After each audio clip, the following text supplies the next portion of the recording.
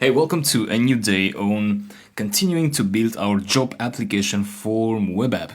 So yesterday we worked on the front end. We built this HTML page using HTML and Bootstrap, and the user can fill in those entries here, and then they are supposed to press on submit, but currently nothing happens. So what we'll do today is we're going to implement the submission of this form. Where is this form going to be submitted? To an SQL database. So these data are going to be stored in an SQL database. Plus, we're going to send these data to the email that the user provides here. So let's do this today. I'll see you in the next video. Hey, welcome back. In this video, we will implement the submit button. So currently, if the user fills in the entries here, the form, and they press submit, nothing happens. So how can we implement this button? Well, to do that, you first need to understand what actually is the user trying to do here technically when they press submit. So for that, we need to talk about HTTP requests again. So when the user loads a URL, they are doing a GET request because they are getting some data. They are getting those data on their browser, so that is a GET request. They are not sending their data to the server. So our server has the files, the Python files, the HTML files, right? And so the user is requesting the index.html file from us. That is a GET request. But when the user presses a submit button, that is a POST request because they are trying to post some data to our server. So these data will be sent to the app.py file. We're going to get those data as strings here or other Python data types, and then store those values in a database and also send them by email. The place we should start is the index.html template, and we should locate the form tag, which is somewhere in here. So you see the body tags, you have div tags, h1, and then you have the form. Now this form currently does not support a post HTTP request. So to be able for the form to support a post request, you should add a method attribute, and that should be equal to the post string, so with quotes, right? That's all we need to do in the HTML template for now. Now we need to work on the Python code. So in here, specifically inside the index function, because we're still working on the home page, right? This is the URL of your website, and that URL contains this form. So we should work on this index function. Now, currently the index function also only handles GET requests. If you want this index function to also handle POST requests, because in this page there are two types of requests happening, right? So a GET request when the page is loaded and a POST request when the submit button is pressed. Therefore, in the root method here of the decorator, you should add another argument called methods, and that will be equal to a list, and this list will contain two strings, one get string and one post string. So with that, we specify that this URL now will be able to handle both get requests and also post requests. And then in the function we write a conditional. We say if request dot method is equal to post, so a conditional, we do something. But first let's import request. You can hover your mouse here and go to import this name, and you want to go to flask.request. So that should add this in your import statements. So comma requests. So this comes from Flask. Don't confuse this with the requests library. So this is an object that is able to handle requests in your Flask app. So you say if request.method is post, so a method is now a property which will contain either a get string or a post string depending on whether the user is simply loading this page as so, right? When they load the page using the URL, in that case, method will be equal to get. But when they press that submit button, which was somewhere here, then method will be equal to post, the string post. So that's how we know what's happening on the web page.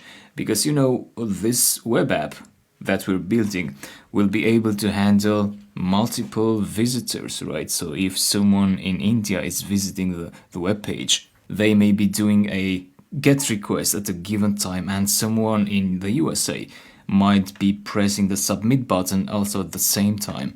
So the app is able to handle those two users separately. And then in here, if the request is post, then we get the first name in a variable first name using request.form, and we get the first name here. What is this? This is the name of the input widget. So for example, we have this first widget which is created by this input element. So that creates the first text box where the user inputs their name, and this input element has first name as the value of its name attribute, right? So this is the first name that we're using here. So that will allow us to actually get the value of first name from the form. So let's try that out. Let's print it out for now, just to see if we are good so far. So with that, I'll run the app, reload, fill in the data,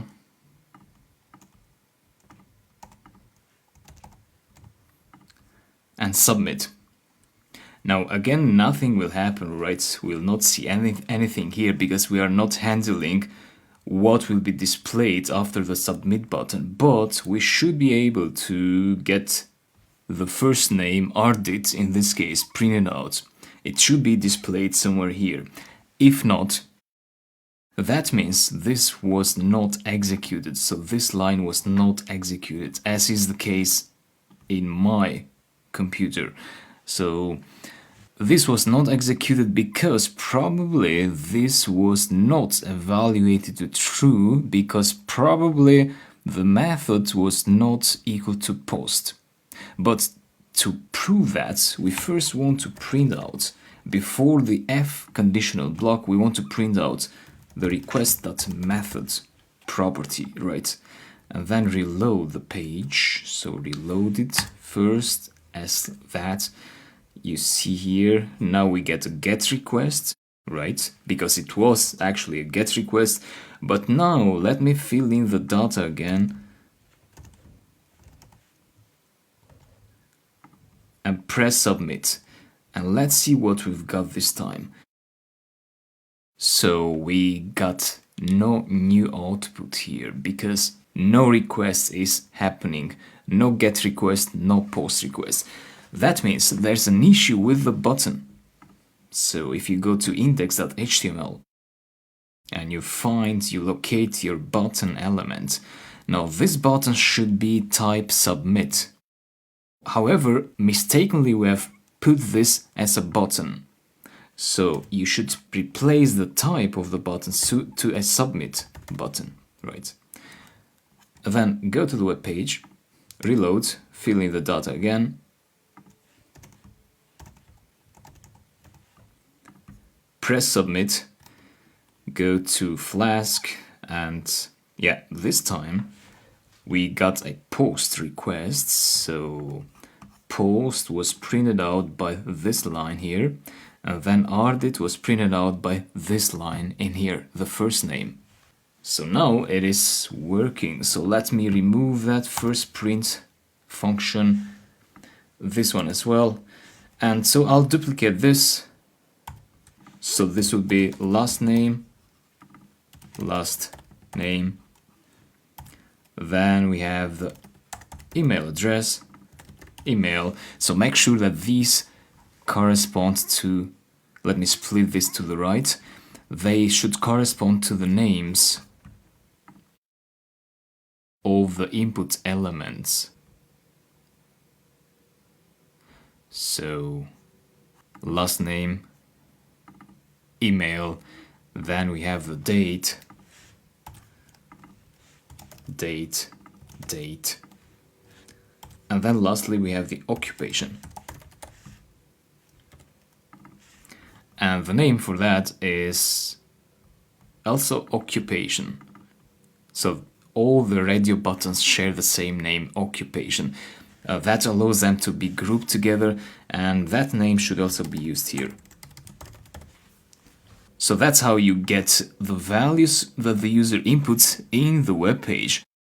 And so before we finish this lecture, let's make sure that we correctly got the values of these 4 variables. To do that, again, you can either print out all of these using a print function where you place first name, comma, last name, comma, email, etc. Or you can use debugging. Let's use debugging. So for that, you need to place a breakpoint after these values. So if you want to know the values of these variables, you want to place a breakpoint in the next non-empty line, which is this one in here. So put your cursor there, and then you don't want to run the app or rerun it, you want to press the debug button or right click and go to debug app. Then you want to go to the web page, reload that, and PyCharm will take you back here, but you want to go back to the page, fill in those data, press submit, and then PyCharm will take you back here again, but this time you'll see these values here, so the variables, right?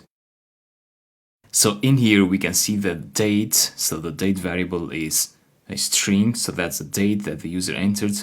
The email address, a string, you see str, the first name, last name, and occupation. Now with occupation we have a problem.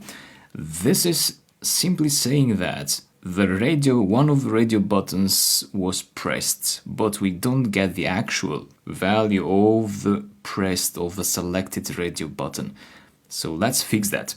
To fix this issue, we need to add a value attribute to each of the radio buttons, because otherwise we will get this on string. So by default the value of the selected button is on, but if you add here, so let's go to the first radio button, which is the employed option, and add a value of employed. We need to add a value for the other radio buttons as well, so this is unemployed. Make a space there between the value and the required property. Same for this, value is equal to self-employed, and lastly value is equal to student. Good. Now let's stop this debugging process and start it again. So make sure that the dot is here, start the debugging again, reload the page. Now if you get this empty section here which is saying variables are not available, you should put your cursor in the line where your breakpoint is and press this button here, run to cursor. Press it once and press it twice, 3 times until you see this connected here. And then go to the web page and you should see the website again. So again you can fill it in with data. Click one of the options, press submit, and now we should see the occupation as unemployed. So that reflects our choice here in the radio group. So that's how you can get the data from your Python form, from your Flask form, and access them from your Python scripts here. In the next videos, we'll get this data, store them in a database, and then also send them by email to the user's email address. So see you later. Hey, welcome back. In the previous video, we accessed the data entered by the user using this code here. So now we have those data stored in variables, and the next step is to get the values from these variables and store them in an SQL database. So we're going to use SQLite, but through the SQL Alchemy library. So you need to import from Flask SQL Alchemy, which is the library which you need to install. So Flask _ SQL Alchemy. You need to open your terminal and do pip install Flask, but use a dash, so you import it with an underscore in between these two words. But then to install it, you should use a dash. So Flask SQL Alchemy. So this is a separate library, but it does interact with Flask. So from Flask SQL Alchemy, you want to import the SQL Alchemy class. So why are we using SQL Alchemy and not using the SQLite 3 library, which we used previously in the course in the GUI apps, in the desktop GUI apps? Well, because this library allows us to interact with the database using more high-level code, which makes it easier for us to manage the database and the data. You'll see how exactly. So once we import this, then below the app instance, you want to create a database instance with db is equal to SQL Alchemy, and you provide the app variable which holds the Flask instance as the argument of this class. So that will create an SQL Alchemy database instance. Now, in between these two, we should specify a series of parameters using app.config, which is a dictionary, and out of this dictionary, we should access the keys of this dictionary. So app.config is a dictionary, secret key is one of the keys of that dictionary, and we want to set here a secret key for our app. This will guard the application from hackers for things like cookies, tampering, and hijacking the session. So those hackers will need this key here if they want to perform those actions. So just set a key, whatever you like my application 123, just something simple for now. So that's the first parameter. The second parameter is app.config. Again, you use the same syntax, so a dictionary, and this will be SQL Alchemy underscore database underscore URI. I'm going to provide these also as lecture resources, so you can just copy them and paste them, because this is quite fragile. It's easy to do a typo here and things will not work, and it will be difficult to troubleshoot it. So this will be equal to SQLite : / 3 slashes and then data.db. So what is this? Well, this specifies that the URI of the database is this one here. So the URI specifies that we're using an SQLite database. If we were using MySQL, this would be something like MySQL and so on. But in this case, it's SQLite, and this is the name we want to have for the database file, which will be created by Flask. So that's the value of this key of that dictionary. So these two specify the parameters of the database. Now the next step is to create the database itself. To create the database, we need a database module.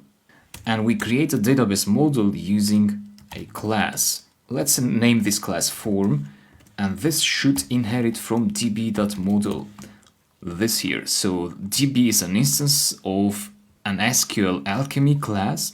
So this class has this model property, which is also a class, right?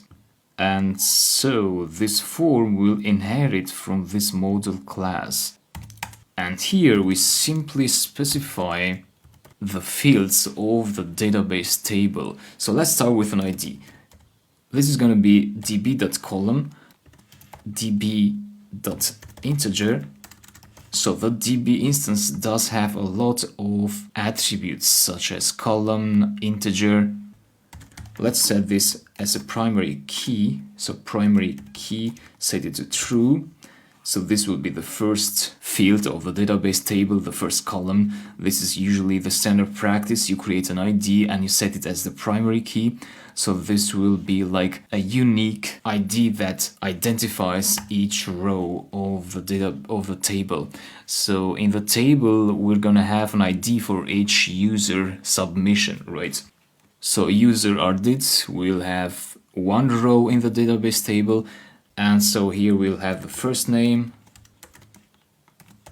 of that user, which is again db column, and the ID should be db.string with capital S, so don't confuse this with the string data type of Python.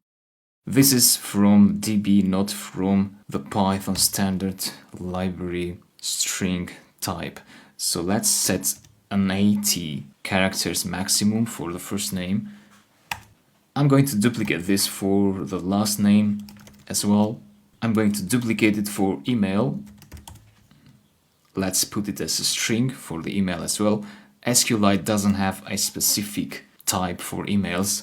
And then we've got available date or date. So this is a date that the job candidate wants to start the new job. Now this is going to be db.date, and remove that, also the parentheses. So db.date, not with parentheses. Another duplication, and this will be occupation. This will also be a string. So we'll store here unemployed or employed or self-employed or student. That string, let's set it at 80 characters maximum. So that's our database model. Now we need to execute this class somehow, so that we create the table in this file, which is also going to be created because it doesn't exist yet here in our project directory. To create the database from this model, we should go here to the very end.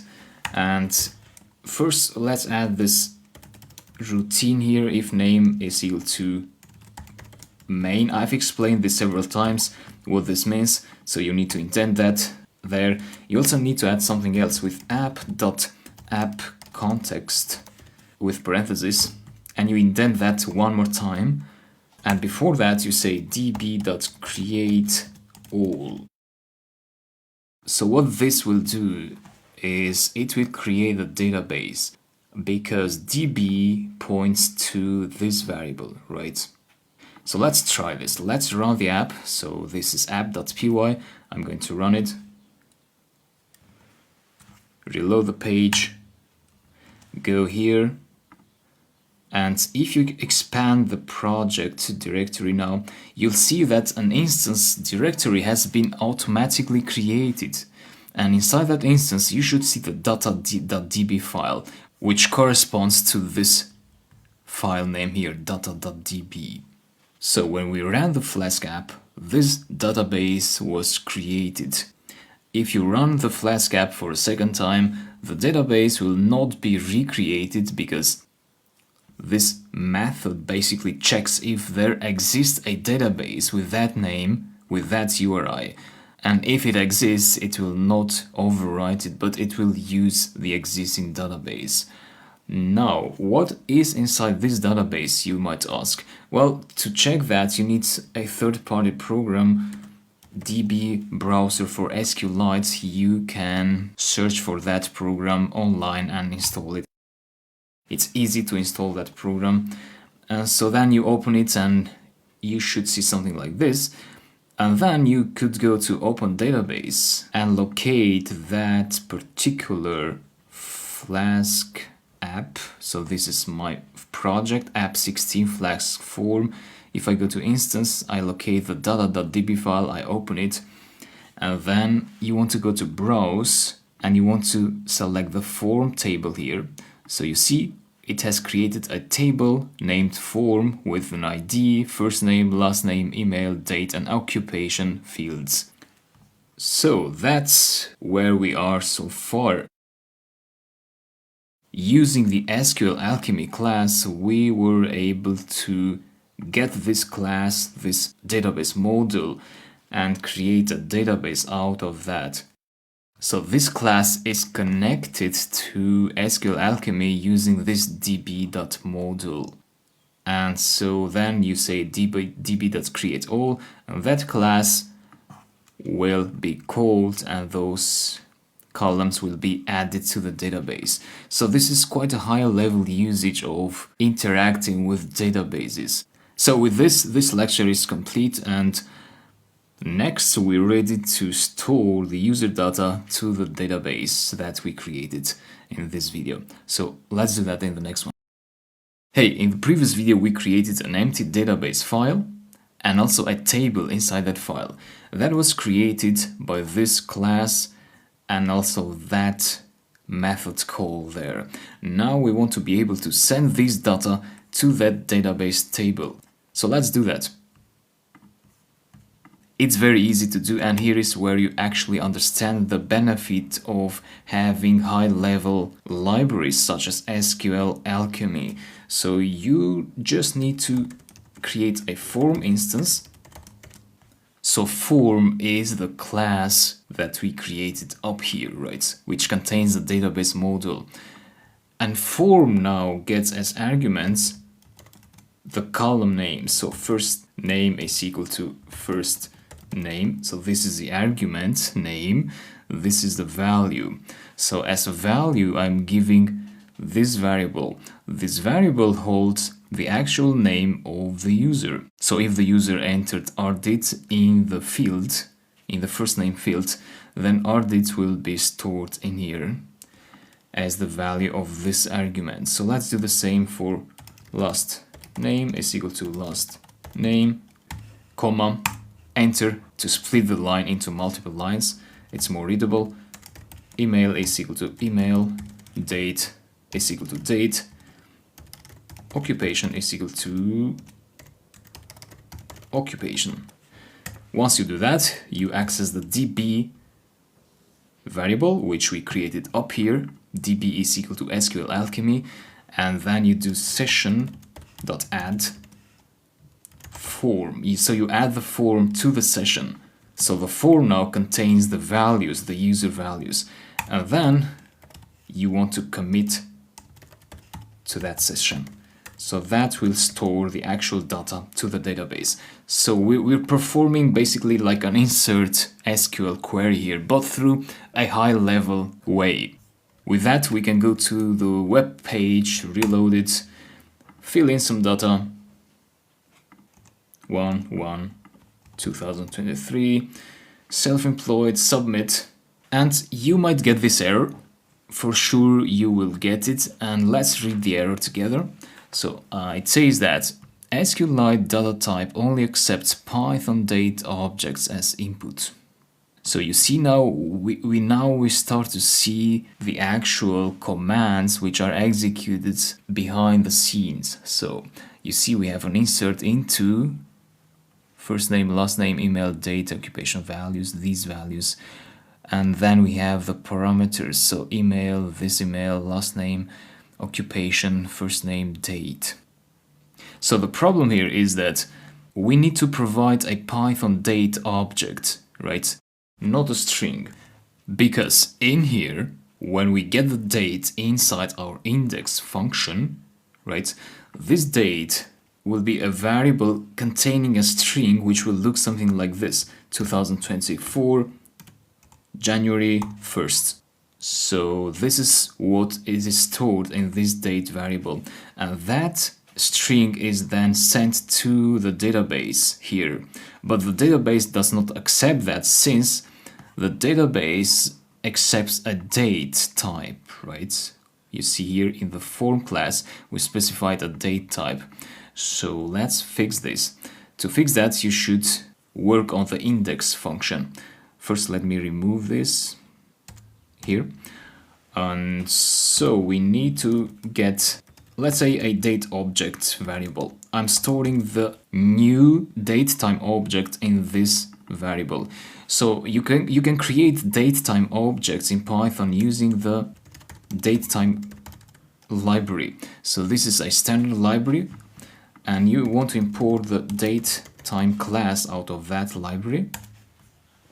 And then you go down here inside the index function and you say datetime.strptime date, so this variable which contains a string.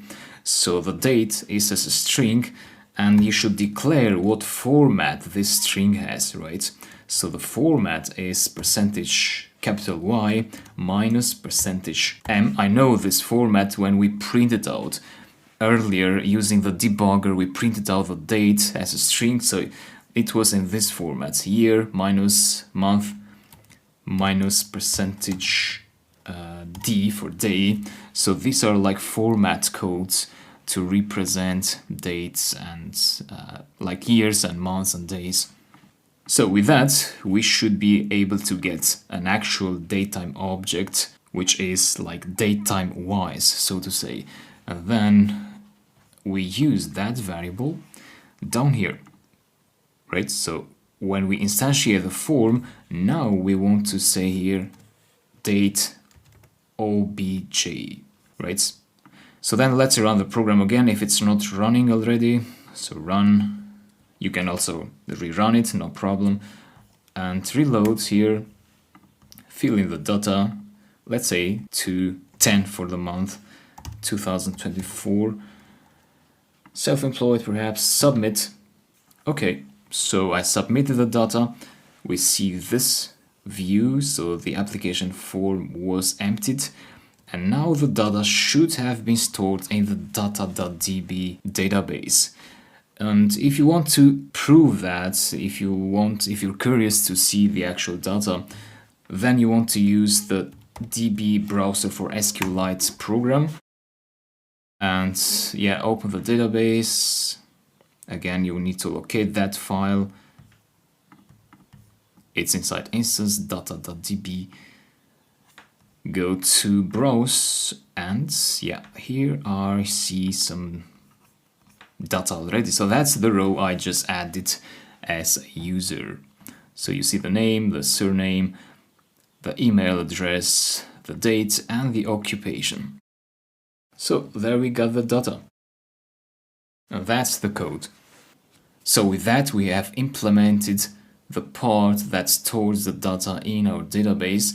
Now next is we want to display some message here that the data were submitted successfully, or something like that, like a notification for the user, so that the interface is user-friendly, because currently the user presses the submit button, but there's nothing here telling them that the submission actually worked. So let's do that in the next video. I'll see you there.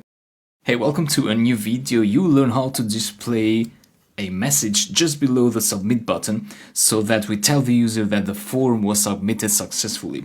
That makes your interface, your web app, user-friendly. So users hate programs which don't give them feedback.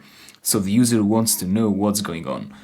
Therefore, let's go to our index.html file and add something just below the button, right? So we said we want to add the message here below the submit button. So that submit button is located here, and we want to add some div tags. We can start this by just putting something static, like form was submitted successfully. By static, what I mean by static is that if you load the page now, So whenever you load the page, this is displayed here. But we want this to be dynamic text, meaning that this should be displayed once the user presses the submit button and not being there permanently. So let's do that. Let's see how we can do that. To do that, we need to go outside of the div opening tag, and we want to say if messages with this syntax, so curly brackets, percentage curly brackets. But more accurately, this is Jinja 2 syntax, so to say. So Jinja 2 is like a middleman that lets your Python code communicate with your HTML code. You'll see how your Python code will communicate in just a minute. But let's finish this syntax. So this is the div tag, the closing div tag, and after the closing div tag you want to close that if block with end if here. So now we are saying that if there are messages to be displayed, then we will display those messages. So what are messages? Where do these come from? Well, these should come from your code, your Python code. To implement that, you need to import the flash function from Flask, import flash, and then just here, so after you have finished with your operations, so you have submitted your data to the database, then you want to tell the user that your form was submitted successfully, right? And a success category. So this is the message and this is like the category of the message. Now this function will display this message in here, but we also need to add something else here. Just above the if message, again we need to perform some Jinja 2 coding like this. You say with messages equal to get flashed messages. So this is a Jinja 2 function. This will give us the messages we have defined in this function in our Python code. And those messages will be stored in this variable messages. And then we say if there are messages, so we check if there are messages, then we display this, right? And we also need to end this with block. So just below the end if line, we want to add an end with line. So this is my code, this is my Python code. Let's go here, reload this. So you see now that the text is not displayed anymore, right? So even though we have this form was submitted successfully, it's not being displayed here. But what happens if we add some data? Submit, we get this, form was submitted successfully. So this is being displayed there, right? So it's working, but to make this better, the best practice is to actually display this message to the index div here, because this will give you more options later on. Perhaps you want to get something from the data here, like the name of the user. You can say, you can use an f string and you can say first name, your form was submitted successfully, right? And then in here you remove that and you write a Jinja for loop with this symbols again for message in messages. So messages is a variable which has been defined in here, so we have access to that variable. Then you want to display the message. Note that here to display a variable, the value of a variable, you want to use double curly brackets without percentage symbols, you see? And then you want to close that for loop with, you guessed it, and for. Right, let's indent this. It's not necessary, but it makes the code more readable. And yeah, let's reload. reload, fill in the data, submit, and there we go. So Ardit, your form was submitted successfully. That's the message. Now let's make this a bit more visually appealing by adding a class to the div element which contains the message. So this was displayed here, right? That's the message. And so we wrap this around with divs and we assign a class of alert success. Right, let's try again. Reload the page, submit the data again, submit. So now it looks better. And that's how you display a message just below your form to let the user know that the form was submitted successfully. So thanks for following this. Next, we want to send a confirmation email to the user. Let's do that in the next video. See you. Hey, welcome back. We have come a long way with this app. We were able to build the interface, get the data from the user, store them in the database, show a notification to the user.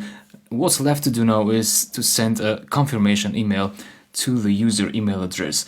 So anything that the user enters here as an email address, we should send them an email using our own email address. By our own, I mean something you want to use for this application. So perhaps not your personal email, but I do recommend to create a Gmail account, which you can use for this. So here I have one. And the first thing you want to do in Gmail is you want to go to manage your Google account and you want to go to security and you need to turn on two-step verification if you haven't done that already. Once you do that, you should go to app passwords, again in security, and you want to create a new app password here. So select other, pick a name for this, Flask application form, click on generate, and you want to copy that. That is the password of this Google account, app8flask. So I'll be sending emails to my users using this Gmail account. Python will be sending those emails. So we need to give Python the password of that Gmail account in app.py. So you want to access app.config and then access mail passwords with capital letters. That is equal to the password I copied. And of course you also want to give the mail username. This will be your Gmail account. So app8flask@gmail.com in my case. So mail username, mail password. We also need to declare the mail server, which in my case, since I'm using Gmail, this is going to be smtp.gmail.com, and also the port app.config mail port, which for Gmail it is 465, so a number. Also, you want to add a configuration regarding the SSL, mail use SSL equal to true. And once you have done that, you need to import from Flask mail, import mail, comma, message, these two classes. Flask mail is something we need to install in the terminal, so pip install Flask -mail. Right, successfully installed. So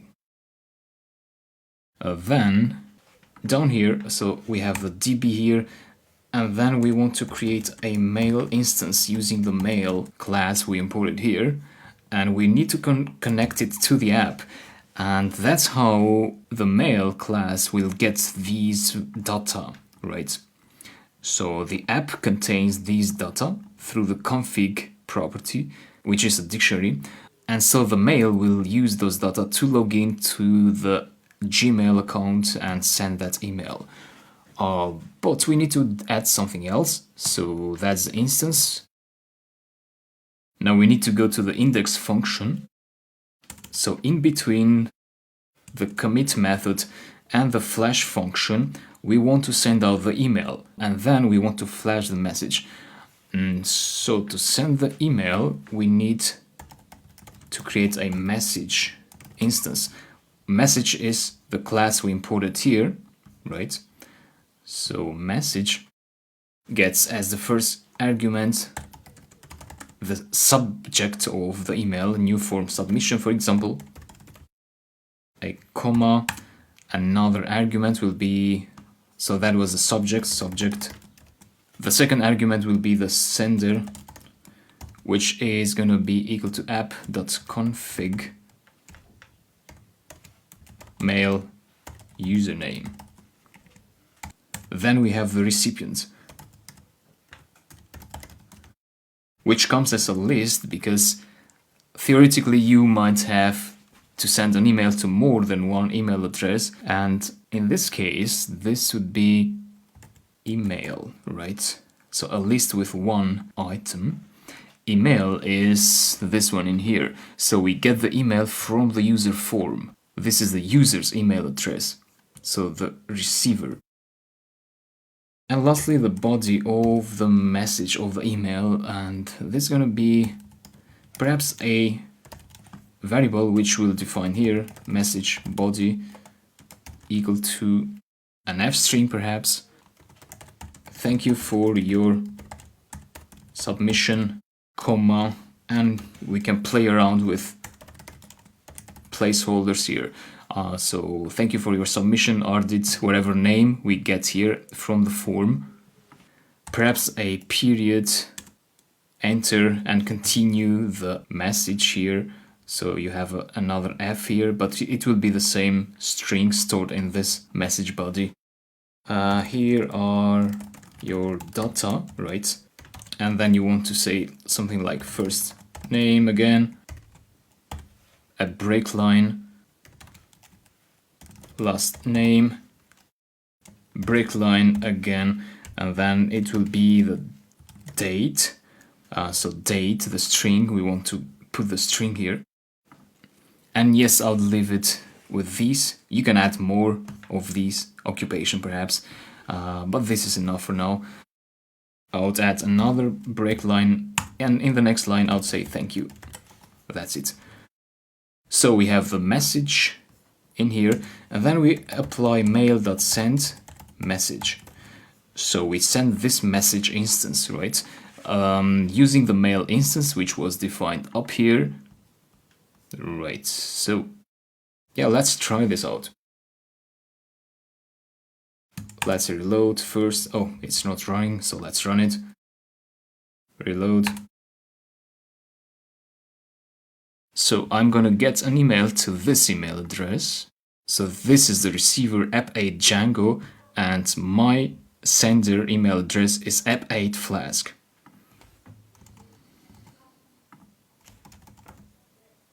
Employ it, submit. Right, we got the notification. Let's check if we got a message. So that's app8 Django, and this is what we've got.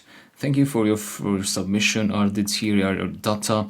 We need one more \n here. We can do that. Ardit Sulce, and that's my date of when I want to start the job. Thank you. So between data and Ardit, we need one more \n, and that should fix it. So that's how you send out an email. And we used Flask Mail for that, so that makes email sending easier. I hope you enjoy this app, and let's move on with next app, which is gonna be the same app with Django, but with one very important addition, an admin interface, because currently what we've got here is we've got the user interface, right? So we get data from users and we store them in this database file, which can be accessed using programs such as DB Browser for SQLite, so we can see the data that has been submitted by users. But that is not ideal. We also want an interface, a friendly interface, a web interface for the admins also, right? For the recruiter perhaps, or the employer who want to see this data and they don't want to go through a program such as DB Browser. And that can be implemented using Django. It can also be done with Flask, but Django is more appropriate for complete apps with an admin interface. So let's move on to Django, so you have a 360-degree skill set when it comes to web development with Python. So Flask and Django are really necessary to know. So thanks a lot for this. I'll see you in the next days.